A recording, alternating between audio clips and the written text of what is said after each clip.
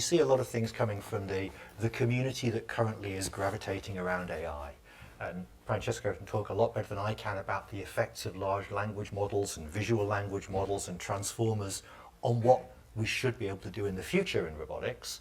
But I guess the question for this audience is what will really happen now, what will happen in the next few years? Are we going to see humanoid robots walking our production lines and helping us? That's a really interesting question. If you think about the most expensive piece of machinery you have on a production line, it's almost certainly highly specialized to do one task. And you paid absolutely through the nose for that piece of machinery because it did that one task super, super well to a performance that a human could not possibly achieve. And you were very happy to get that because that unlocked the ability to do things better than your competitors, to do things faster and cheaper, even though you put that huge capital investment in. Now you think about a humanoid robot. They're not going to cost less than £100,000, right? Anybody who says they can do you a £20,000 humanoid is selling you something that will be doing parkour on the staircase, but you probably wouldn't want it doing a precision task. So to get that generality, a general purpose robot operating in your factory, it's going to be hugely, hugely expensive. Is it going to be as good at any one task as a skilled human? Maybe, maybe not. Is it going to be as effective at a task as a dedicated piece of machinery? Of course not. Is there a sweet spot somewhere in the spectrum between commissioning a machine builder to build you a fixed automation tool, using an industrial robot in a work cell, bringing in new technologies in terms of vision, in terms of sensing, in terms of control, to make that industrial robot do the task well? And just taking some traditional automation approaches and saying, well, actually, if a person is doing that and we give them a couple of jigs there and a little bit of an assembly guideline there and do a little bit of waste reduction on the processes, maybe that's the most efficient. It's always worth remembering that the aerospace people have been trying to introduce robots into aerospace manufacturing for the whole of aerospace manufacturing and robotics. And still, if you walk around someone who's doing series construction and you look at one of the most boring precision tasks they do, drilling holes for riveting, is that done with a robot? Of course not. A production jig, bolt it onto a spar, takes 30 seconds to a minute to fit it in the right place, and then drilling all the holes you can do pretty much as fast as you can move a drill along it. Setting up an industrial robot inside a plane fuselage to do some drilling, we're going to be here all day. And even then, it's only going to be comparable in speed to the human who was using the drill to do that. So there are tasks where we have good process automation tools, we have good manufacturing tools for doing them, and they are the classic tools of manufacturing engineering. So where are we going to see robots? What are they going to do for us? Well, a lot of the time people say they're going to do the difficult, the dirty, and the dangerous jobs. And about half the time when I see a robotics presentation where someone says, our new robot technology will solve difficult, dirty, and dangerous jobs, I say, you don't know what you're going to do with it, do you? And they go, no. But that's a really good argument to make. Everybody wants to do those tasks. Actually, the jobs we, as roboticists, really want to solve are those annoying, frustrating jobs that you can get people to do it, but you get a high turnover of people doing that job. You get a lot of sickness, you get a lot of fatigue, you get a lot of, why are we still having errors on this task? We know how to do it. Those are the jobs where we really want to get a robot in to do it. The dull jobs, the really frustrating jobs for people. So we've been talking recently to the National Composite Centre, composite layer. If you've ever had to work with pre-preg, you'll know it's horrible, right? It's sticky, it's spiky, it's got to press it in, you've got to do it right, it's gacky, it's frustrating, it's hard work. Why are we still doing that with humans rather than with robots? And the answer is because we haven't yet built that understanding of the world that lets us understand how does this material work, how does it flow, how do we interact with it, how do we get it to do things. Why is it important to do things like that? Well, at the European Robotics Forum earlier this year, we did a workshop on the state of the world and what we should do about it. And I was chairing that workshop, and I made the mistake of mentioning the name of the US president in the workshop, at which point the guy from the aerospace company in the front row just got up and left the room. And I said to him later, why didn't you stay? I thought you'd be really interested. He's like, I can't be seen in a workshop where someone's mentioned that guy. I was like, okay, so I won't mention it. But we're aware that we have kind of several different global pressures going on, shall we say. We have a need to build better manufacturing supply chains, and we probably have as a really, really important global strategic need to improve the productivity of manufacturing. Doesn't necessarily mean the efficiency, doesn't necessarily mean the yield, it means the productivity as a whole. Our supply chains are more brittle than they used to be, our needs to do things are harder, and we need more stuff being made. Robotics, fortunately, can address that. Obviously, if we were in the US, we'd be going out and raising a couple of $100 billion for 50 robot companies to address productivity in manufacturing. If we're in China, we'd speak to a bunch of engineers in the Politburo and say, you should invest heavily in robots for manufacturing. But we're in Europe. We heard yesterday about the industrial strategy, and I'm hoping to see some great results from that in terms of productivity in robotics in manufacturing. But what I am going to say is, at this point, robotic technology is changing. It's changing actually because of people doing humanoid robots, because what they're looking at is, how do I interact with the world? How do I connect vision and perception together with interaction? Forget about the legs. Legs are a distraction, and I say that as someone who started out their career building legs. So legs are a distraction. Think about the hands, think about the eyes, think about the brain, and realize that we're seeing a sea change in what's possible. So in the next 5 years, we'll see that come to fruition in areas in manufacturing. In 10 to 15 years, I think we'll have seen a really big uplift there, but now is a great opportunity to find out what can be done in this area, how it can be done, and to look at taking the first steps of saying, we couldn't get that process to work previously very well. Is it possible now? Has the rising tide in the other areas of technology lifted our boat? So with that, thank you, Steve. Excellent, thank you, Rich. You've introduced a new word to me, gecki, to describe that's a substantive word. I like that one. I'll use that sometime in the future. Just going to grab the Mentimeter pack, because it would be good to see the questions as they start to come in, and I'll hand over to Aaron to provide a response. Yeah. Afternoon, everyone. As you can tell from my accent, I am not from here. ASTM International, just the quick background, we're almost as old as KUKA. We're 126 years old, standards organization, based outside of Philadelphia in the United States. We were actually born out of the railroad industry as they tried to set standards for the railroad industry in the United States. Over our 126 years, we have expanded into over 100 different industries, setting standards for them. From everything to how do you measure ore quantities all the way up to robotics, and that is my group. And what we do is we oversee research to standards plays. We actually develop standards. We're more focused on testing standards, test and performance standards, because our friends at ISO are working on the safety elements, so we are working on the testing and performance side. And we also do workforce development and training efforts. And one thing I will state is we also, besides robotics, we also do exoskeleton standards. And right now we're pretty much the leader in that. We have over 50 published exo standards. And I'm going to give a shout out to our friends up at the University of Central Lancaster, which is the only university in the world that has a student chapter that is allowed to write exo standards. They are actually students that are writing standards. They're on their second standard right now that they're getting ready to publish for an upper arm exo performance standard. So we're actually here in the UK. We actually have ASTM UK Limited.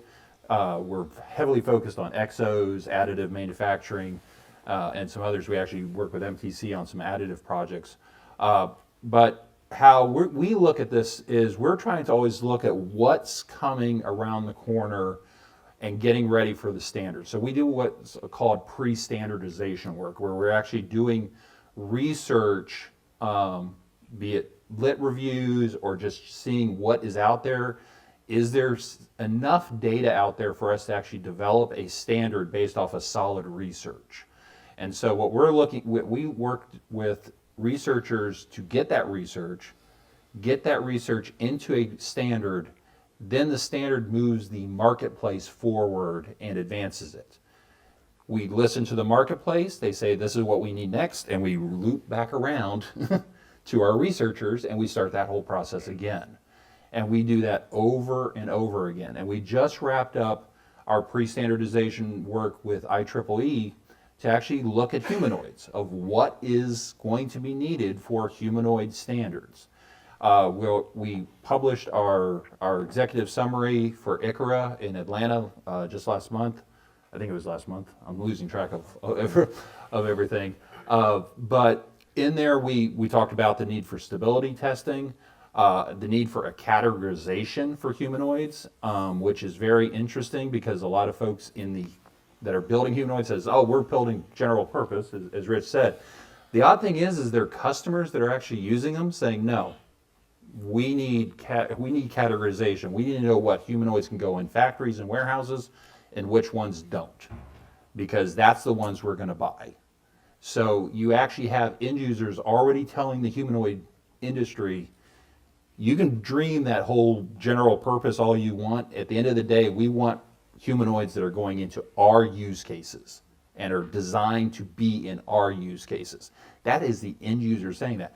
But that's what you discover in pre-standardization work. You actually see what is really needed, and that sets you up for success in actually developing standards that are going to make sense to the end users, to the industry, by actually doing that level of pre-standardization work. And for any of the researchers that are in there, there is money in pre-standardization. I actually got an email from my staff manager that says, we still have $75,000 in our budget for lit reviews to go out.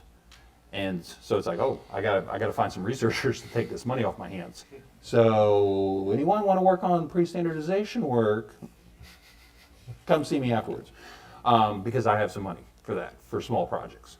But this is how, as us in the standards world are looking at robotics, is what is needed next? What is this next thing we need to work on? And so we always are open to hearing ideas, so please share that with us at ASTM or ISO or UL or any of the other groups, because we'll gladly take it on. But we need to hear what are the challenges everyone's out there, because we're starting to get into different areas, not just industrial robots. I've already been approached about having a pre-standardization work around public-facing robots, and what's that going to look like? So all this work is starting to bubble up. We just need more folks from academia, industry, and end users to help participate in our pre-standardization work, so we're actually making standards everyone wants. Aaron, thank you. Thank you very much for that. Okay, Francesco. I think Rich covered a lot of the things I wanted to discuss, but I want to bring it back to what for me will look like the next generation of robotics. And as a scientist in AI, I think that I tend to agree with Rich that there is something upcoming that is starting now that is going to change quite a lot how we do things. And I also want to bring it back to a very important point raised when KUKA was presented, which is the reason why robotics has been successful so far, but it hasn't been more successful than what it could be, is because it's very difficult nowadays to do automation. We need integrators. There's a lot of upfront investment. It really works only if you want to produce the same good millions of times, rather than just a batch of 100 copies of the same thing and then you want to switch to something else. So I think it's definitely not as easy as it could be to instruct a robot to do something.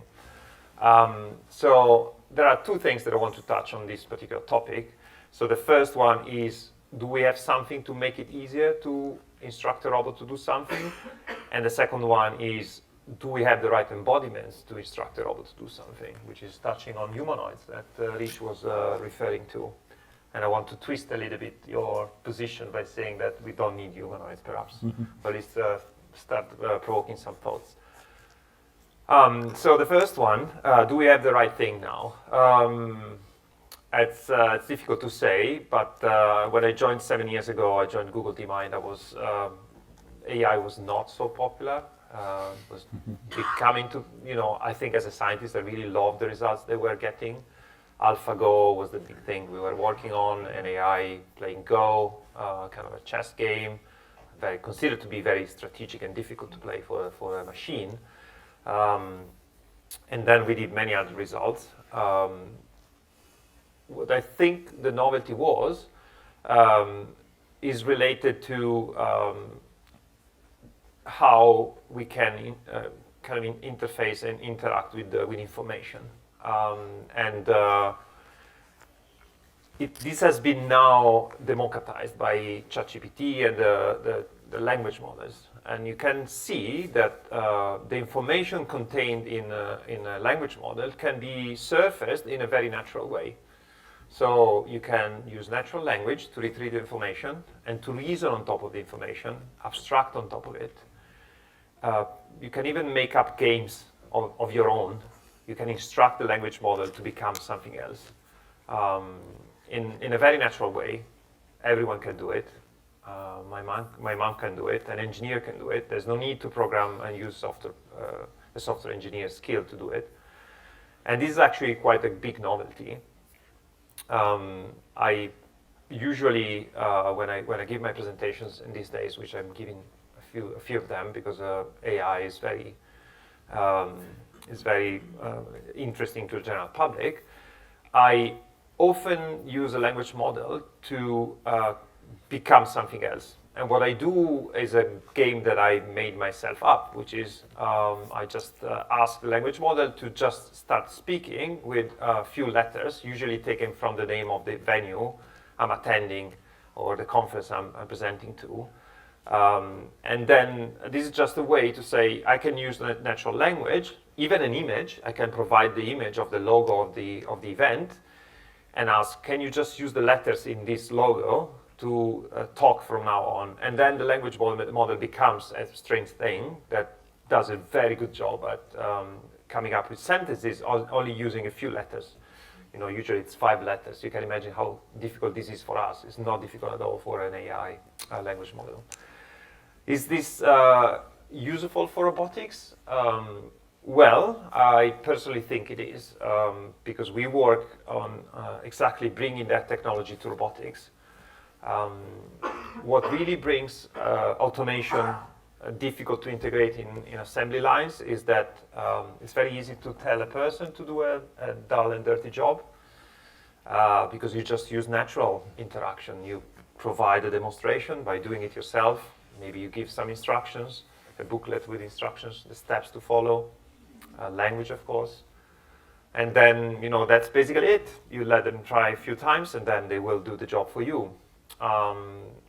I think this technology, which is heavily based on using information available at web scale, language and text, together with other modalities, in my lab in particular, we try to combine that knowledge with actions, seems to lead to the right kind of generalization that will allow in 5 to 10 years, as Rich was saying, machines to be able to understand what we do in the way we do it, without any software in between, just natural interaction, to do the task that we need to do.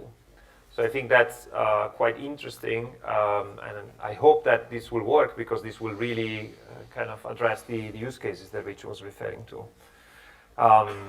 And then the second part, I need to wrap up, otherwise I will use all the slot from the other speakers, is about embodiments. I think that I started working on humanoids for 12 years. Like I built a small humanoid, some of you might know it, it's called the iCub. It's a cute, nice-looking child-like humanoid, designed for studying cognition. Quite successful. We did 50 copies of it. And then I started hating humanoids because they were too complex, as Rich was saying.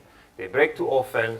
Industrial robots that we have here at the exhibit, they are much better, more reliable. And they basically do what the humanoid can do.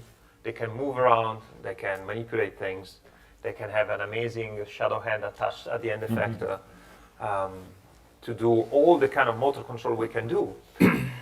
But I think the embodiment, as complex as it can be, it's extremely difficult to program. It's very difficult to get the right software to make it do what we need to do.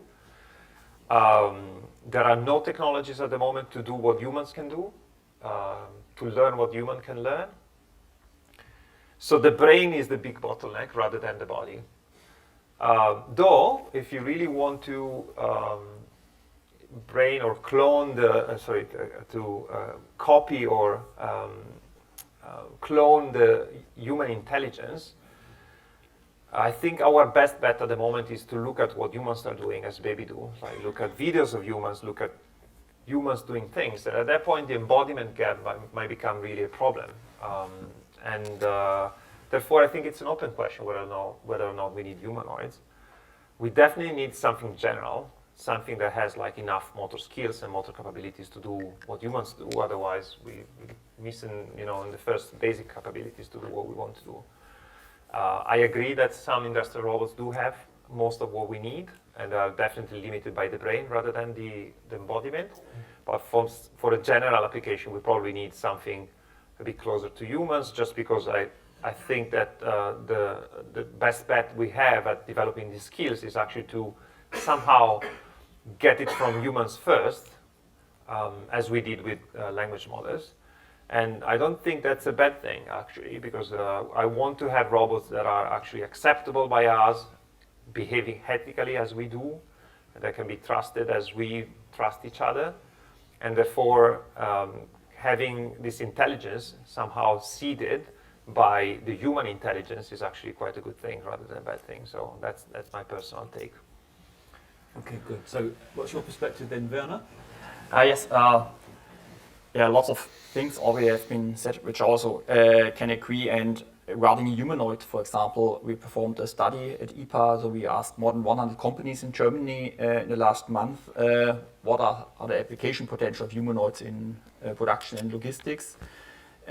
We got really lots of feedback, but only 40% said, okay, I want a humanoid with legs. So everyone is interested in the upper body, in the dexterity skills, in the manipulation, in the intelligence. So that was one of the key take home. And the other one was also, okay, we have also lots of regulatory and safety concerns in the market, in the end users.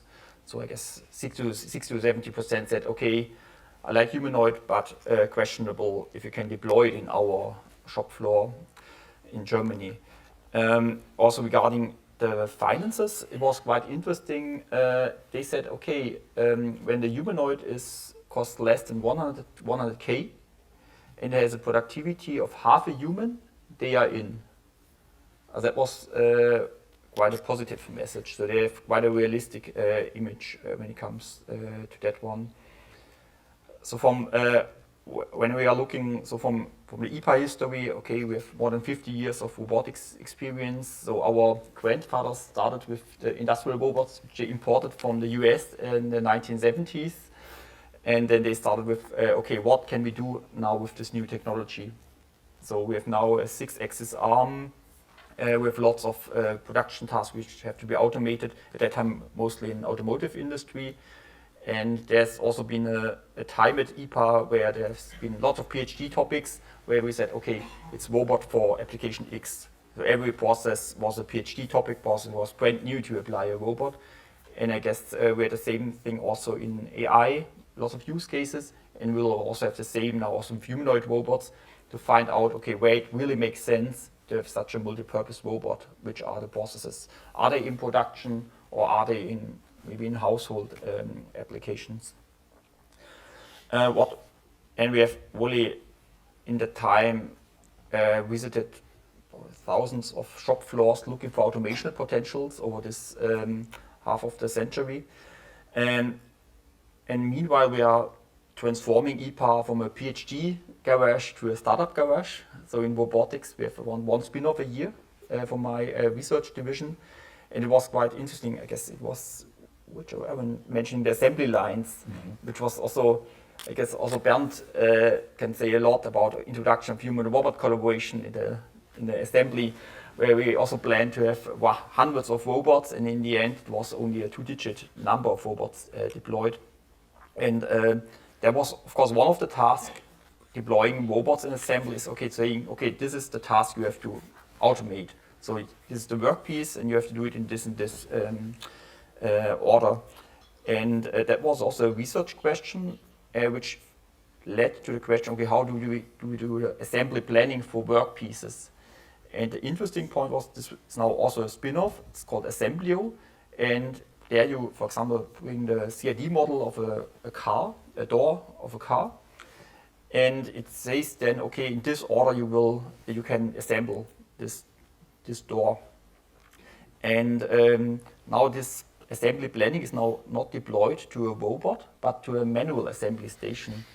And the interesting point is, with this robot algorithms in mind, as they can save now up to 90% engineering time when preparing the assembly for such a door, for example. And that's what I see in lots of our technologies, that we have the vision of full automation, but in between we are going for a minimum viable product, which is often robot technology, but in the end the human is doing the task. But the human is supported, for example, like assembly planning. We're the same also with Trumpf, the sheet metal company, that was about sorting the cutted sheet parts into bins. And we found out that the picking was really difficult, but the point where the robot can support is a camera systems, which says, okay, this workpiece belongs into this bin, like a pick by light system. This was also deployed some years ago already at Trumpf as a minimal viable product. And now these days with NVIDIA Intrinsic, the complete process is automated. And I guess we have to really look into such use cases where we can support human today before we fully automate it. Okay, thank you, Werner. Thank you very much for that, and thank you all of you for those opening remarks. You've had very detailed introductions from our panelists here. We have 20 minutes. We'll try and do a hard stop for lunch. We don't want to deprive anyone of their lunchtime. Already, thank you, audience. We already have 12 questions. We won't answer them all, but we made a commitment yesterday that we will, in the continuing dialogue between the MTC and those who've come along to the event, we will attempt to answer all of the questions that are submitted as far as possible. But it won't all be in this session here. But I know that this discussion is it's more than just humanoids. But as a non-roboticist in this group, I observe the kind of the growing interest in humanoids from sort of the wider public and from the public media. I'm reminded of that Hollywood film called Field of Dreams with Kevin Costner, where there's a kind of a catchline: "If we build it, they will come." And I think about that when it comes to humanoids. Is this, to use a Dragon's Den reference, is this a solution for which a problem hasn't yet been kind of entirely found? And that's very much in the spirit of the first question that came in. And thank you for your patience, the person that asked this. Where are we really with humanoid robots? Billions invested, but there don't seem to be any real-world applications. Now, I know it's been partly addressed, but would anyone like to come back on that? Yeah, Rich. So, talking to people in industry who are doing trials of humanoids, and I think Bernd might guess which company I'm talking about when I say this, their argument is the humanoid is fantastic because finally we can explain to the board what we're trying to do with next generation robot technology. They go, oh, humanoid robot, right, so it can do all these things. And we're like, yeah, now we're going to build our internal proprietary version, customized for our application, nod wink, which happens to be a KUKA EWA with a manipulator on it and a stereo camera system. But 5 years ago they couldn't get funding to do that because no one on the board understood what was possible with robotics. Now they've seen a humanoid, they know what a robot can do because it's a humanoid, and that fills a little gap in our brain that says humanoid, and so we see what it does. So I think the investment is there because everyone thinks that at some point it will suddenly solve a market need, the classic error, if we build it they will come. And in practice what people are using it for is to say, this positions what we're trying to do and lets us get the funding to do the thing we really want to do with it. Okay, that's good. Anyone else want to come back on that? There's I actually just one want to question. say, I don't know Yes. why Reach is always saying what I want to say. This one is a perfect answer. I've seen the same. I think that just the fact that it looks like a human conveys to people that are not expert in the field that can do exactly what a human can do. If you show a KUKA arm, though from the manipulation standpoint it's very capable and can do what a human can do, as in without moving legs, of course. That's so difficult to convey to non-technical people. I agree, that's what I've seen in big companies like Figure AI and the other companies that are emerging in these days, proposing humanoids as a... Staying with you, Francesco, and I'll come back to Rich on this. We just got one more question on humanoids, and then we'll move on to other topics, because there are other topics from these fascinating introductions. And the question was to Rich and Francesco, what is your stance on the current state of humanoids from say, Figure and Tesla? What are their biggest technical weaknesses still? So first of all, a humanoid needs to be untethered. Power supply is a major problem at the moment. Hand dexterity, I basically open the follow-up part of the answer to Rich, because I really think that what you can currently onboard on a humanoid is a relatively non-dexterous hand. It looks like a hand. It's 5 fingers, and you think it has the same capabilities of the human hand. It typically has only 6 actuators, which reduces to 1 actuator per finger, and an additional actuator for the thumb, extremely limiting. Human hands are way more complex. They can distribute contact forces across the entire surface of the hand. They have much more actuators. They have tactile sensing. They have good position sensing as well. There are many, many, many things that are still lacking on humanoids in order to get the same dexterity that a human has. Okay, thank you. And I would say, to jump away from the robot hands, because whilst I'll talk about those all day, now is probably not the right moment. Actually, what I see as missing from the big humanoid robot promoters is understanding the economics of production at scale. Tesla is saying their robots will cost $20,000 a piece or something in quantity. An industrial robot today costs around €5,000 per degree of freedom. That number hasn't changed in a decade. Why hasn't that number changed in a decade? Because that's actually how much it costs to build a big piece of precision machinery that operates reliably and accurately and is sold in quantity 10 to 100,000 a year. So unless someone's going to find a market for humanoids which is bigger than the automotive market, I don't think they're ever going to hit the price points they claim they can hit in production manufacturing. Unless they completely change the way manufacturing works and eliminate all the cost of materials in there and make assembly magically really, really cheap and easy. And if they can do that, then fantastic. I look forward to that. But I'm skeptical. I'll just add one line.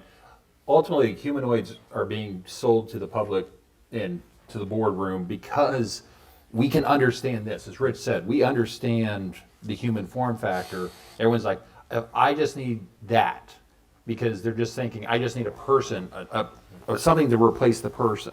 When ultimately it's this is what they're trying to replace. And people are starting to wise up. This is what they need to replace, not this. Well, then I can just put this on anything. I can put it on a KUKA, I can put it on a UR, I can put it on this. This is what they want to actually solve. And people are starting to come around to that. Okay. Yeah, Werner. Maybe we want this figure from Rich, about 5,000 per axis. Another figure which did not change over decades is the robot arm is only 20 to 25% of a complete automation system. And I can hardly believe that all this 80% is now included in the robot. Also like then all the gripper, which fits all workpiece, vision system, also safety concepts. I guess we had already the same discussion 15 years ago with the cobots, where suddenly said, okay, cobot is all out of the box. Buy a cobot and you have everything on board what you need. I guess there will also be a big of reality gap occurring. Okay, thank you. Right, I'm going to, I think we probably have time to explore 3 distinct areas of questioning. A couple of these are framed as closed questions, but I think the audience want more than yes or no as an answer. Question, are we investing in robot types and capabilities that do the frustrating jobs, where the activity is working on multi-dimensions rather than repetition? Should I repeat that question? Are we investing in robot types and capabilities that do the frustrating jobs, where the activity is working on multi-dimensions rather than repetition? So people buy robots because they don't know how to solve the problem. If they know how to solve the problem, they buy a machine. The machine does the work. If you're buying a robot, you're building a machine to solve a problem. So yes, we do explore flexibility and spaces of high dimensionality because we don't actually know how to constrain the problem enough to solve it with a piece of machinery. Though it's what I want to connect to what I said before, it's extremely time consuming, it takes a lot of upfront investment, and it's extremely difficult to get the diversity, right? Yeah. So that's where we need to work, and I think that KUKA is definitely trying to facilitate the way you integrate an automation into your process. But I think at the moment it's really only for very, very big companies that have a big upfront investment rather than small SMEs that have like very small batches, as I was saying before. They need really to adapt quickly in less than a day, deploy a system that does the machine that does the job for them. Okay, two following questions. One to do with standards, and I'll start with Aaron on that one, and one to do with influencing decision makers when there are other kind of management considerations, given the time taken from problem analysis to robotics deployment. So let me go to the standards question first. So again, more than a yes or no answer. Are standards and regulations inhibiting the cross-sector use of a robot where there has been an advancement in one industry? I've always said standards are just set the baseline of you can't be below this line. Below this line is bad. Be that safety, be that performance. Above that line is all your growth area. That is where your innovations happen. This is where you can actually build upon. So I always state standards are just the baseline to give you a starting point to benchmark from. Now, when a standard moves into becoming a regulation, then it can get very fuzzy real quick of innovation could be held back when the standard becomes a regulation, and we could talk about that process all day long.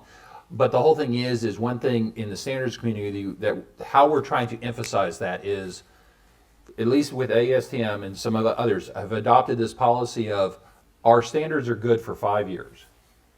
At the 5th year, it goes into a review process. Either it's reapproved, no changes needed, there was been no major changes to how this was used. Everyone, the committee votes on it, it gets another life cycle.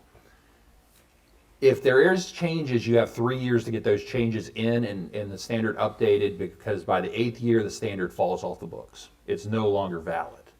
So the whole thing is if there's been major innovations during that 5 years, the new standard can be updated to move that bar up now. So now we are agreeing to move the bar up. You still have all that innovation space above the bar, but now we're all agreeing below the bar is all the bad stuff. You do not want to be below that. So the whole thing is the standard is benchmarking, it's giving you growth areas, it's showing how far above the bar are you, and it could actually give you a competitive advantage to actually say, we're actually this far above the bar because we're actually doing all this. So it's actually just how do you use the standard to make your product better and offer that to the marketplace. And that the standard can be then reviewed by your end users, by your competition. They can actually go through the same process using the standard to see where do they fall, what do they need. One thing we're working on, I'll keep this short, is we're working on a bunch of grasping standards, because right now, how many folks know if you bought a grasper or an end effector off the shelf, how much pressure it could actually put on a product? Rich, do you know how much? So the whole thing is we're working on standards to actually measure that so we can provide to customers your strength range for your end effector. So they know, oh, I'm picking up heavy bars. I need something that can really grasp this thing. Oh, I'm picking up eggs. I don't need that much strength. So we're trying to actually give clarity through that. It's not a bad thing or where you fall on it, but it shows where you fall on it so end users know where to buy. Okay, thanks for that very detailed response. That's very good. Anyone else want to come back on this question before we move on? No? Okay, all right, good. Thank you for that question. So back to this one about how do you influence decision makers with a commercial focus influenced by management and workers due to the time and cost taken from problem analysis to robotics deployment? I think that's... Yeah. I'm going to say Werner's probably got a really good answer to this, but before he does give a really good answer, I wanted to shout out, Tom, are you here from Stick? Yes. So the report you guys did on logistics that came out a couple of days ago has a really interesting bit in it about existential ROI. And people in logistics are now saying it's not a question of can we get the ROI from our system installation, our robotic installation. It's a question of will we be in business or not if we don't install this and get our productivity level up to that of our competitors, we can't even play in the game anymore. So I think that's an interesting change. In another sector, they're saying, actually, we just install robots because we can't do the job without it. Different way of doing the calculation. That burning platform point was made by one of our SME presenters yesterday. Fantastic. Okay, yeah, Werner. Yeah, well, also how do we convince? Also it's really starting on the shop floor with automation potential analysis, which we are doing with hundreds of time and looking into every detailed process. Okay, is there a technical solution around? How much does it cost and what is the ROI of it? And maybe that's also an interesting point because that's this field of technical feasibility, economic feasibility is also showing, okay, the technical progress. Because after some years we can review this evaluation and see, okay, this process has been not feasible 3 years ago, but now we see it's feasible because we have, for example, AI stuff which lowers the reprogramming costs. And what maybe also interesting point for the robotic hands, we see lots of processes which can be automated, but their economic contribution is too low. Something like, okay, you can automate handling this part, but it's only a quarter of a person you could automate. And that's one of the points where we go into robotic hands, saying, okay, when we are gathering processes, one process, another, with one robotic hand, with one flexible robot, there comes an ROI around it. And so that's really interesting, and we really see business cases for flexible robotics there. Thank you. A question which I'll put to Francesco. Francesco is named in this question. Is simulation the key to training generalist AI models that finally work for robotics, or do we just need to collect more real-world data? Yeah, good question. I don't have a clear answer because I think that it's quite difficult to take a stance at the moment. It's very unclear which one is the right bet. But I want to say something that is a bit connected with what was discussed before. We have a new technology for sure, which is now sort of commoditized as well, which we didn't talk about, which is learning new way to control a particular skill or a particular behavior by first training it in simulation through a technique which is called reinforcement learning, which uses a lot the compute power of GPUs, and then to deploy on a real system with some techniques that nowadays are very popular. They're called sim-to-real transfer. They allow you to transfer behavior or a skill that you trained in simulation to a real robot. And this is allowing us to perform skills and tasks that were not possible before. With the hardware produced by Shadow Robotics, for example, we recently published a paper on learning in-hand manipulation, which is the ability to grasp something, reorient as needed, and do something else for completing a task, which is a relatively complex task. And we can effectively learn these behaviors, though it takes really a lot of time to get every single behavior transferred and learned in sim and then transferred to real. It's still a kind of a very entry-level cost that it's very high and doesn't allow us to scale this capability to what is needed in order to cover all possible tasks and somehow get enough demonstrations of the tasks for training our large models. So at the moment it's really 50-50 what we're doing. We do a lot of sim data generation with this approach, but we also do a lot of real robot teleoperation, which is a very easy way to get the behavior just by asking a person to teleoperate the robot to do it for us. We're looking into other things, like a lot of investments in the field of learning from videos, learning from images. As I said before, we also have some results on fusing this information about action and behaviors together with large data scale, large scale data like text and images. So I think that somewhere we hope that simulation can become a bit cheaper, which at the moment is not. Training these new behaviors in sim should be a little bit more easy than what it is today. compute is always kind of becoming better every year, so this will in sim. We do a lot of evaluation in simulation as well. When we train our models, then we start interacting with it. We do it first in sim, so that's another way to reduce the cost of testing and training these large models. I think for the future, the relevance of sim will become essential. There are many things we can't simulate. That's the other thing I wanted to say. So flexible objects, very contact-rich tasks are extremely difficult to simulate. So we can do this approach for things that are easy to simulate. Other things are not possible to simulate, like even the behavior of humans is difficult to simulate, how a human behaves. So for those, I think we really need data in the real world rather than simulation. Francesco, thank you for that. We're short on time now. Lots of really good questions here. There's a few questions related to sort of the ethical dimension. Rather than the human in the loop, it's like the human in the skip or in the dumpster. But unfortunately, there isn't time to address those. But one that does relate to the humans in all this, regarding the future of work. What are the education and training requirements needed for making workers future ready? Critical thinking. Yes. It's always critical thinking when it comes down to it. The ability to learn when given a problem is something that people don't like to do because it's hard work. They don't like to learn to do it, but actually being able to learn to do something is probably the one thing that differentiates you from your peers in any circumstance.